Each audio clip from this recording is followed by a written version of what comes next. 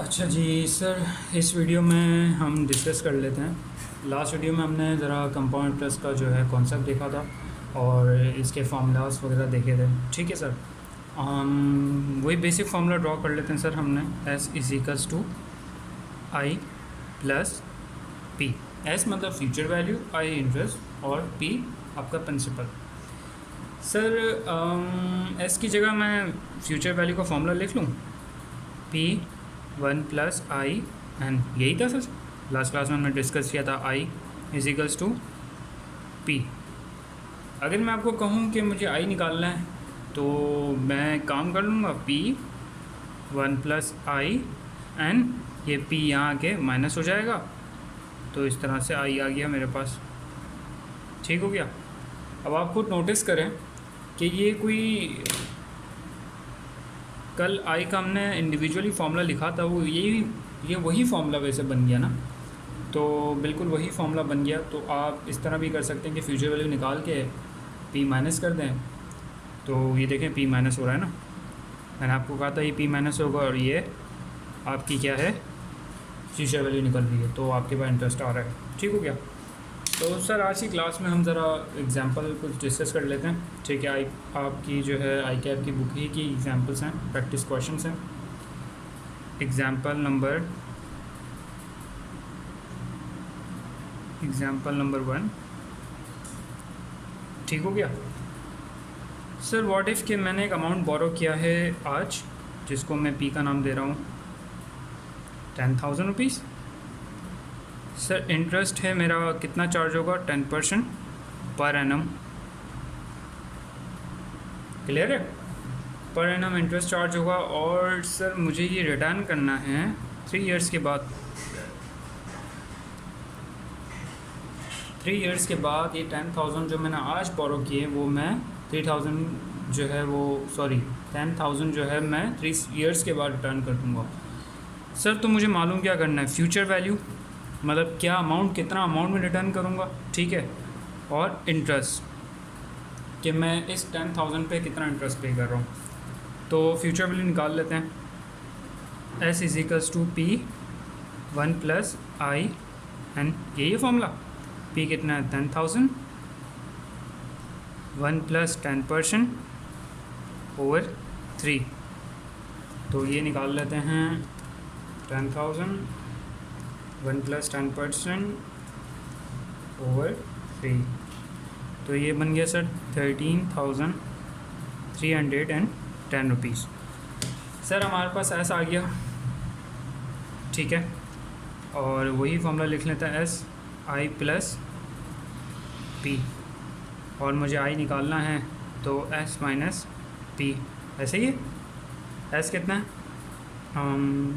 13,310 minus P कितना है 10,000, ये क्वेश्चन में गिवन है, तो हमारे पास आई भी आ गया 10,000 माइनस है 3,310।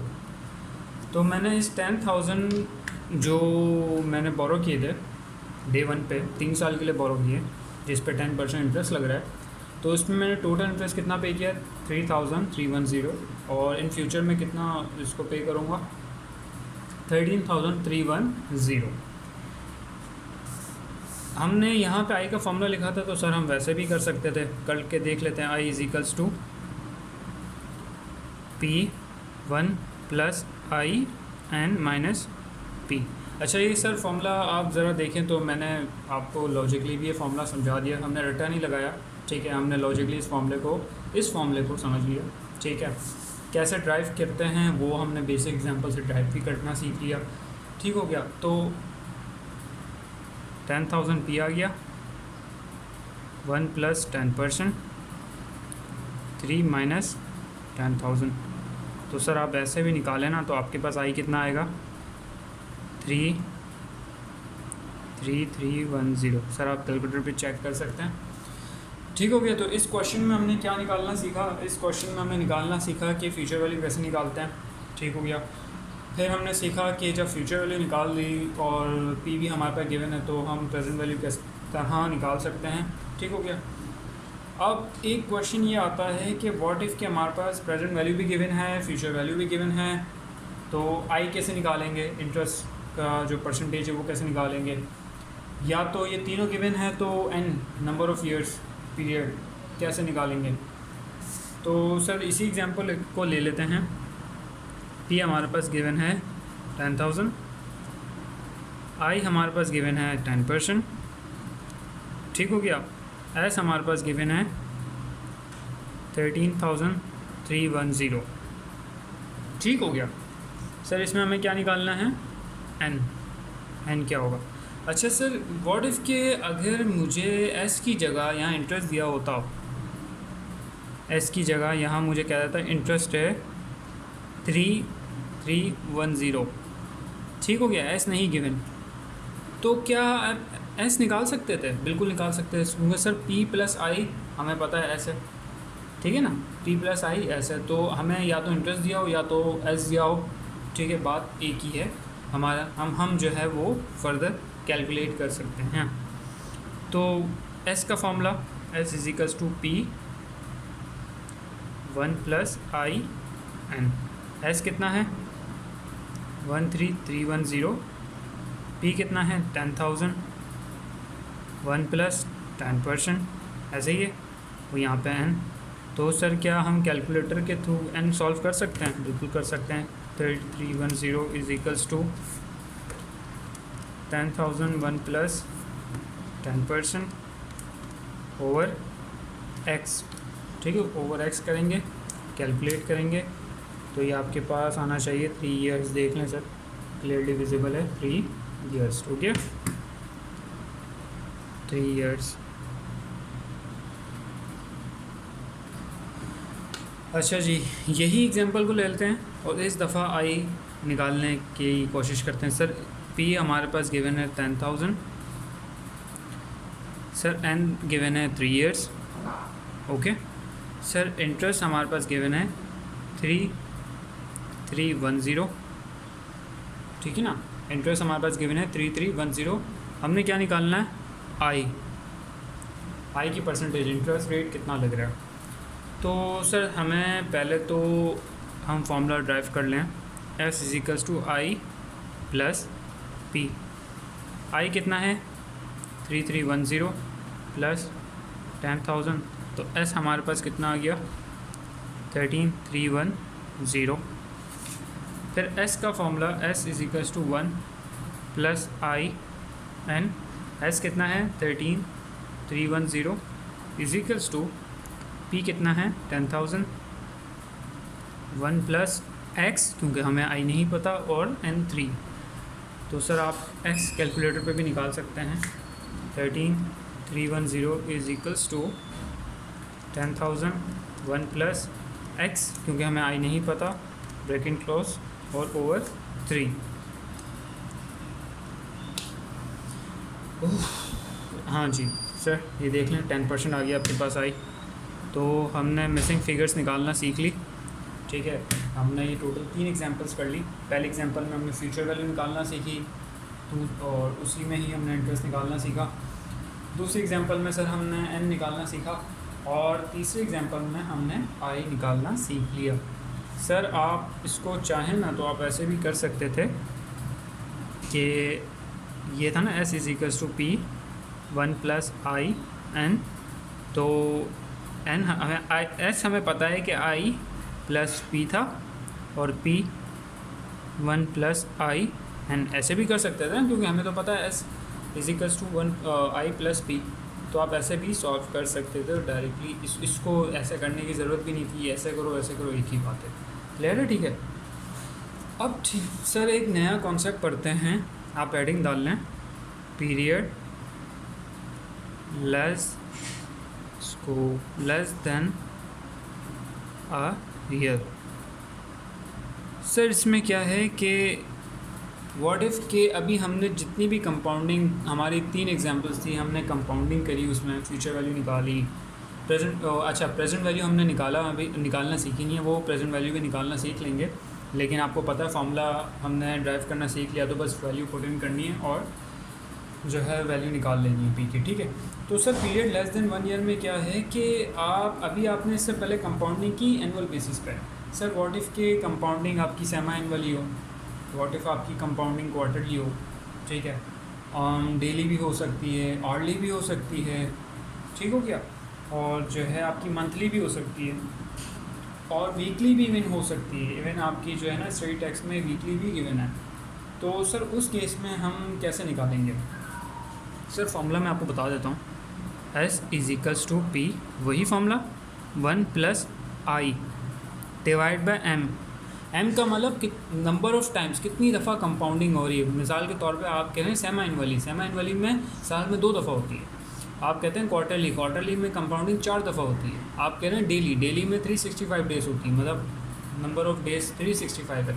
आप कहते हैं मंथली, तो हर मंथ में 12 दफ़ा कंपाउंडिंग हो रही है। तो M का मतलब नंबर ऑफ़ टाइम्स, कितनी दफ़ा कंपाउंडिंग हो रही है, ब्रैकेट क्लोज N, वही आपको N का मतलब पता है, ईयर्स इनटू M।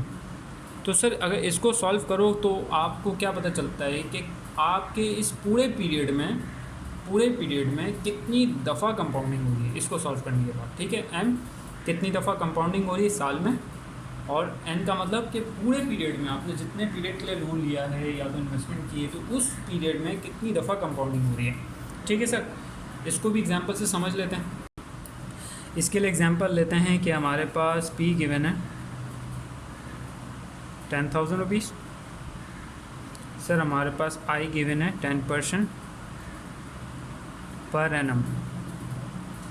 ये जो रेट है ना 10% का, ये पूरे साल का है, सही है।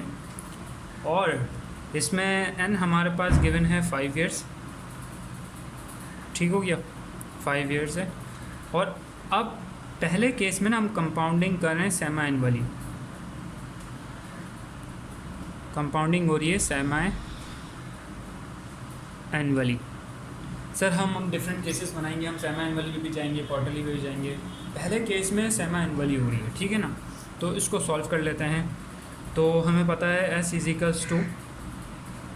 P 1 + I N, ये फॉर्मूला है।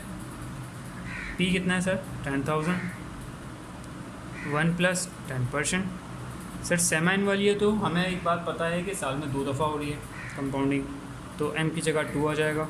सर N कितना है 5 ईयर्स, 5 सालों के लिए हो रही है और साल में 2 दफ़ा हो रही है। तो आप खुद सोचेंगे कितनी दफ़ा कंपाउंडिंग हुई, टोटल 10 दफ़ा कंपाउंडिंग हुई, ठीक है ना। मैं वो आपको पहले यही बता रहा हूँ। तो सर इसको कैलकुलेटर पे सोल्व कर लेते हैं।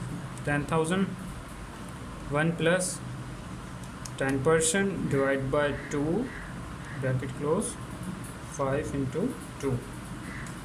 सर आपके पास ये फ्यूचर वैल्यू आ गई 116,289, राउंड ऑफ कर लें तो 289 आ गई। अब क्वेश्चन ये उठता है कि सर क्या हमें P निकालना हो तो क्या फॉर्मूला वही रहेगा? बिल्कुल वही रहेगा। व्हाट इफ़ कि मैं P की बात करता हूँ, तो P = sir S divide by 1 + I M N × M। Sir इसी को हम चेक कर लेते हैं क्या प्रेजेंट वैल्यू, या मतलब ये चेक कर लेते हैं कि फ्यूचर वैल्यू तो 16,289 है, ये क्या ये सही है ये नहीं है? 16,289 1 + 10% था डिवाइड बाय 2 5 × 2, ऐसा ही है ये। सर अभी हम क्या कर रहे हैं, इसमें हम जो है ना प्रेजेंट वैल्यू निकाल रहे हैं। अच्छा आपको एक चीज़ पता है, मैं फिर बता देता हूँ कि हम प्रेजेंट वैल्यू से फ्यूचर वैल्यू पे जा रहे हैं तो उसका मतलब हम कंपाउंडिंग कर रहे हैं। हम फ्यूचर वैल्यू से प्रेजेंट वैल्यू पे आ रहे हैं तो उसका मतलब हम डिस्काउंटिंग कर रहे हैं। तो सर इसको कैलकुलेटर पे सॉल्व कर लेते हैं। 16,289 1 + 10% divide by 2 bracket close over 5 × 2, ऐसा ही है।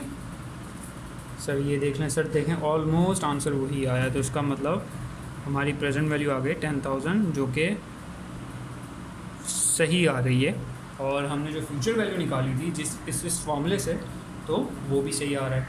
सर अभी आपके दिमाग में एक जो है सवाल आ रहा होगा कि यार हमने तो फॉर्मूले से किया है, क्या हम इसको मैनुअली करके चेक कर लें? तो सर हम चाहें तो इसको मैनुअली चेक कर सकते हैं, आंसर वही आएगा।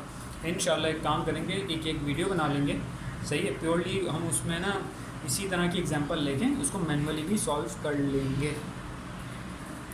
अच्छा जी सर जी, वही डेटा, ठीक है, वही डेटा इस दफ़ा हम जो है कंपाउंडिंग कर रहे हैं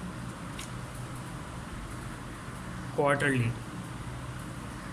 ठीक हो गया, इस दफ़ा हम क्वार्टरली कंपाउंडिंग कर रहे हैं। सर फॉर्मूला वही रहेगा, बिल्कुल वही रहेगा, S is equals to P 1 plus I, यहाँ तक वो फॉर्मूला है, divide by M N into M.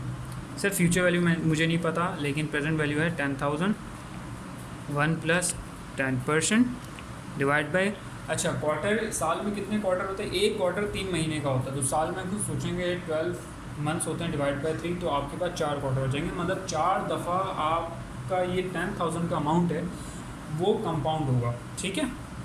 Divide by 4 in bracket close, N है 5, ठीक है, 5 ईयर देते, और एम है 4। तो सर आप इसकी फ्यूचर वैल्यू निकाल लें। 10,000 सॉरी 1 प्लस अभी आएगा ना 10% divide by 4 bracket close, 5 into 4। Sir ये आपके पास फ्यूचर वैल्यू आ गई 16,386, 16,386, सही, 16,386 ये फ्यूचर वैल्यू आ गई। सर आप अगर नोट करें, आप नोट करें, मैं आपको एक बात बताऊं कि जो हमने सेमा एनुअली कंपाउंडिंग की थी, मैं दिखा देता हूँ उसका फ्यूचर वैल्यू क्या है, मैं आपको वो दिखा देता हूँ।